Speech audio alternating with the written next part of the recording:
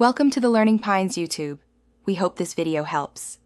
You start by identifying the fault quickly. Test the headphones on 2 devices to confirm it's the headphones, not the source. Once done, inspect the cable, jack, and ear cup seams under good light and feel for soft spots where wires pinch. Make sure you have a multimeter, a fine-tip soldering iron, small screwdrivers, and a replacement cable. These let you diagnose continuity and fix common wiring breaks without guessing. You now open the ear cup carefully, removing pads and screws while keeping track of clips and springs.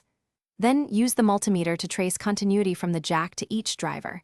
This tells you whether the break is in the cable, jack, or internal wiring. If you see cracked solder joints or torn flex cable, heat the joint and reflow or replace the flex.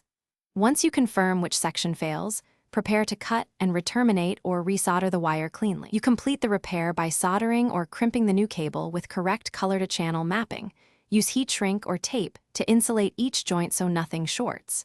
Then reassemble the ear cup, routing the wire exactly as before and tightening screws without over-tightening. Once reassembled, play audio at moderate volume and wiggle the cable to confirm stability and stereo balance. If problems persist, check the jack and driver connections again.